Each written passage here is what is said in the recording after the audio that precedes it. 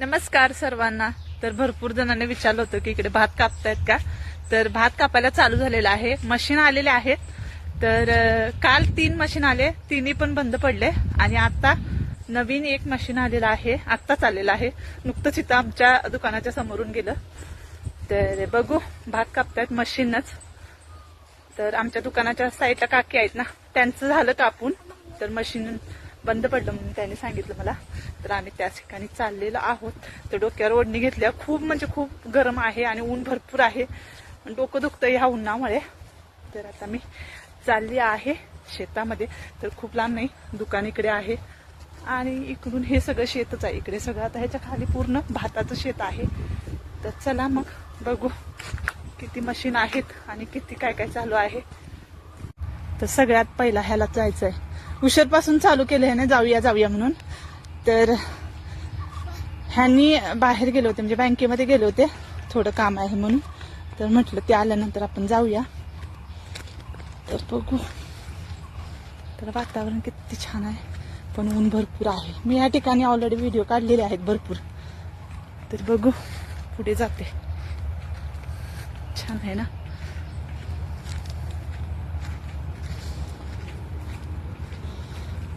तर ज्यांचं कापायचं ते सगळे येऊन नंबरला उभारतात. एका साईडनं कापतात सगळ्यांचं. गाडी सुद्धा जाते इकडं.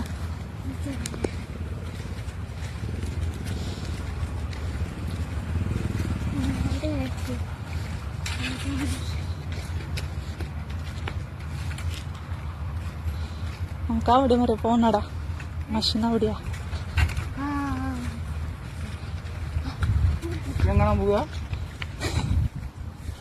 मशीन का बुवा. तू बघितलं का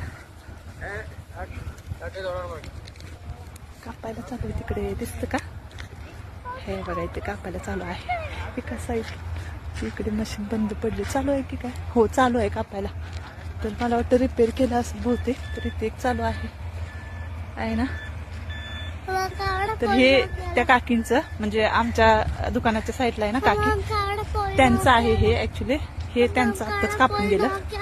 निक अंगोट पोंडा एवढे इदे नोक ഈ പുല്ലായ എവിടെയെങ്കിലും പാമ്പുണ്ടാവും. പേടിയാ. ഇനി എങ്ങോട്ട് പോണ്ട. നമുക്ക് ഈ रोडലുണ്ട്, അത് കാണാം. तर मी ना पुढे जाताना चालू करते. मोठा व्हिडिओ होणार. मी म्हटलं ना त्या टोकापर्यंत आहे. तर इथे बघा, थोडी लोक भाताच्या पोतं भरलेले आहेत तिथं. त्यांचं ऑलरेडी कापून झालेलं आहे. तर इथे एक मशीन कापता आहे. आणि आता आम्हाला जायचं. ह्याचं बघा किती, ह्याला मशीन म्हणजे लय भारी वाटतं बघायला. ते JCB म्हणा आणि काहीतरी म्हणा, त्याला ते आवडतं. तर आता ते डायरेक्ट ना भात कापल्यानंतर एका साईडला घेतात, ज्याचं त्याचं वेगवेगळं करतात. मला वाटतं हे आणि कुणाचं आहे न्यायला. तर ट्रॅक्टरनी घेऊन जातात. तर इथेच वाळत घालत नाही. तर गवत बघा कसं आपल्या आपण पडलेलं आहे पाठीमागे. तर मी एकदा जवळ घेऊन जाते आणि मग व्हिडिओ काढते. तर एक लाईन कापून गेलेली आहे, बघू शकता, पण एकदम मुळापर्यंत कापत नाही. तर दांडके बघू शकता तेवढे मोठे मोठे आहे. तर इकडून कापून म्हणजे त्यांचंच तेवढाच भाग घेण्याचं कापतं आहे. तर इकडे ना भाताला नेलं म्हणतात.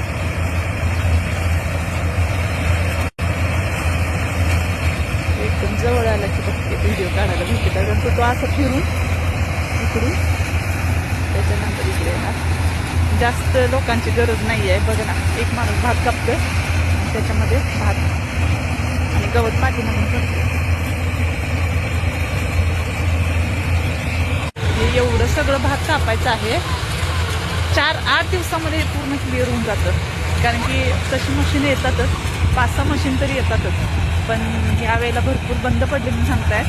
तर आता ही 2 चालू आहेत. तिकडे आहे का माहित नाही, दिसत नाही काही.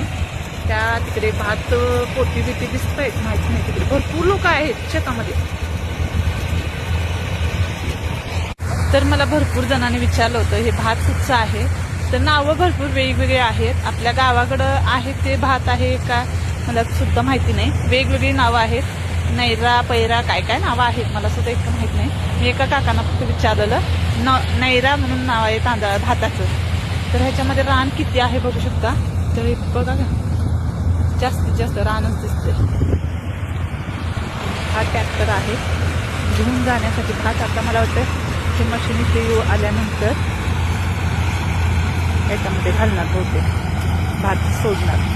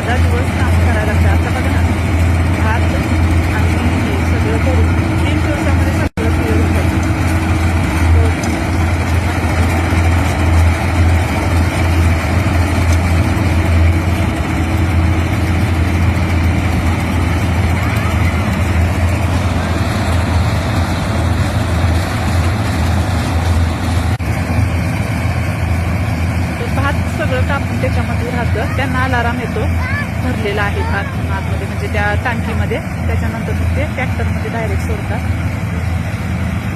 पाठीमागून गवत पडते. तुम्ही सुद्धा बोलवा आता मशीन भात कापायला. चला मग, बाय बाय.